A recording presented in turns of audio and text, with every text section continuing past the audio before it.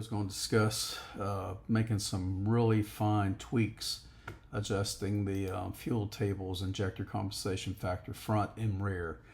We have done a complete cycle, gone through the final versions of IPW comp front and rear, as well as a VE table.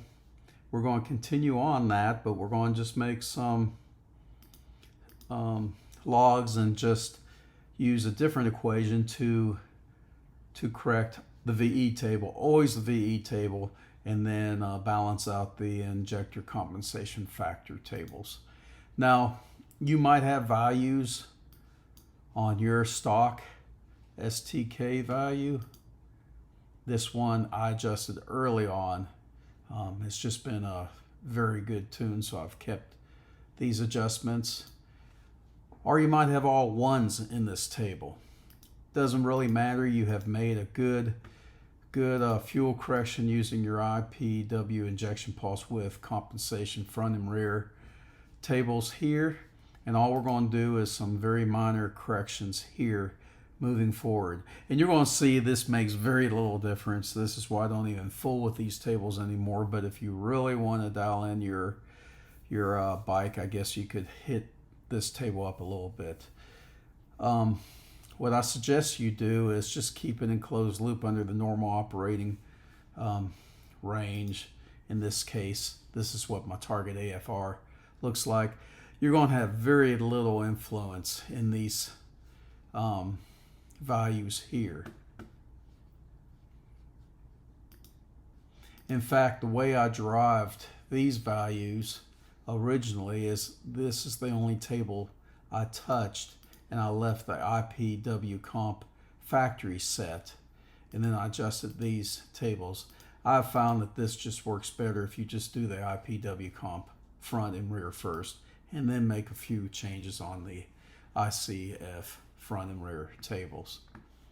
So let's move on and load up the logs that we got running the final R1. You notice I changed this to R1 instead of V1 to show that I am working on a different set of logs, different set of tunes. So here she is. Should need some minor corrections. It's a very good tune at this point. So I'm going to go ahead and load up my VE-ICF_NB. You get this off of my blog under the equation page. And as before, make sure your show plot's off, then just hit run. It's going to go out and correct the VE table first. Always correct the VE table. That is your master table. All we're doing with the other tables is just balancing fuel. That's it. But the VE table dictates the efficiency of air flowing through the engine. We want that table right at all times. So we've made corrections. Let's go ahead and save this. I've already got that folder, so I'm going to say 2. Okay, this is my first pass here, so I'm going to change that to 1.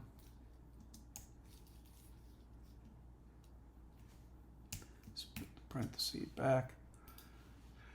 And we're saved. So let's go ahead and compare this to the final tune that we just corrected.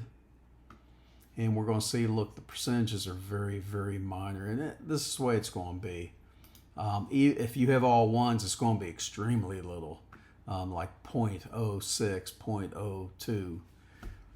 You're going to see it makes very little difference. Your VE, we did change quite a bit. Bear in mind, I'm using logs that I normally would be correcting IPW comp table. One thing I failed to show you in the last couple videos is percent view.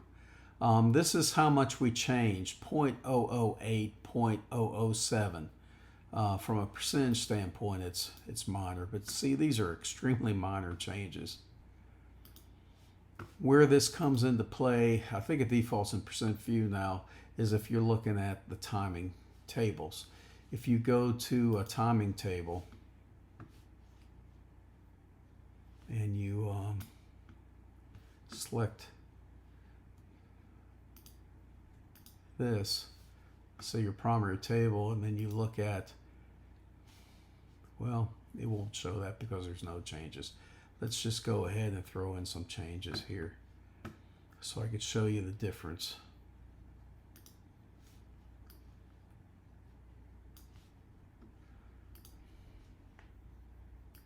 Let's add 2 degrees here. Take away 2.3. Well, that's an invalid number. 2.25. Let's take that away from these. So now we have a difference. So if we go down here and compare, you can see that this percentage is not really the best way to look at timing. So deselect that. You can see we took away 2.25 degrees here, and we added 2.25 here.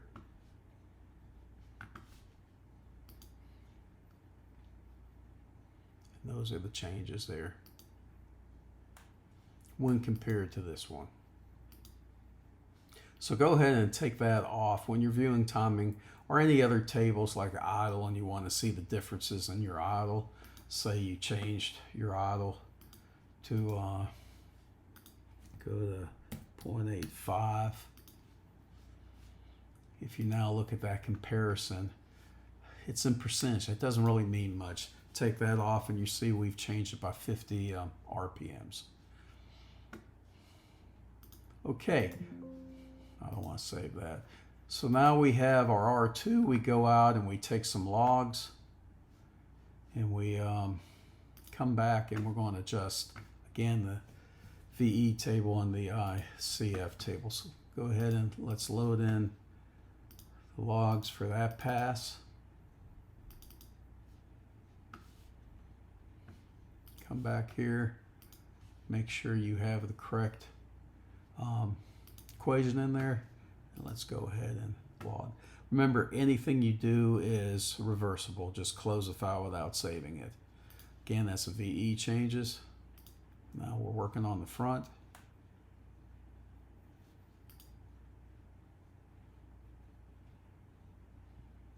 In the rear. So go ahead and save this.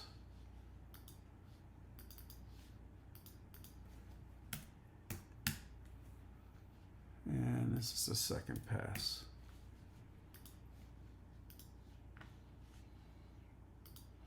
Let's see the comparison. Select your one that you want to compare base to.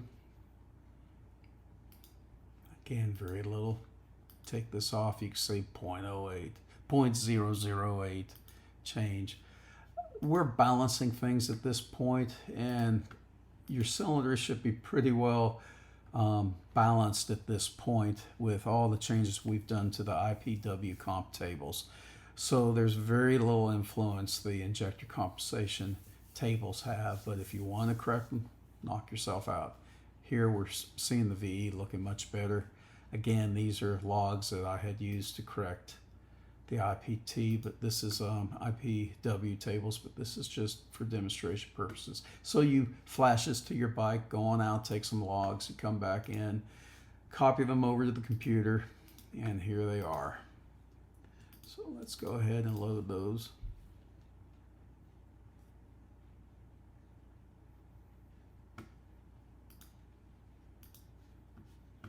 Things are looking a lot better, of course. I'll run this.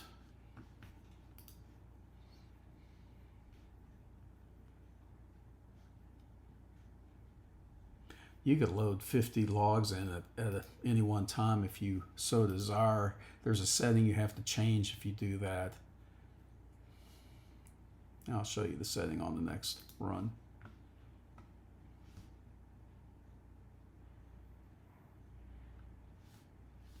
Okay. Save this.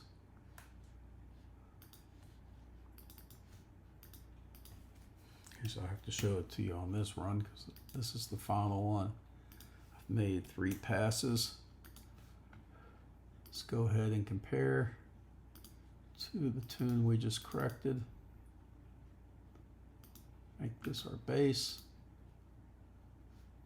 Again, minor, minor, minor. Taking fuel and just balancing it out. And in some cases, you're not even hitting in those areas. Making some very minor corrections. And our feed tables are looking great. I would have hit it a couple more times and call it a day. Okay, let's go ahead and tune lab as far as how many you can import at any one time. Maximum runs, it's set to 12. I've had this thing up to 50 before. If you take a lot of runs, just go ahead and crank her up. If you have a slow computer, it's going to be torture. But this is how you adjust your max runs, because it's allocating memory, and so you want to keep this reasonable. I rarely ever go above 15. I have in the past gone to 25, but these equations are so good, they converge so well, you don't have to run a ton of equations, and you're going to have a really good polished tune within 10 cycles or less. So that's the extent of this tutorial series on fuel corrections.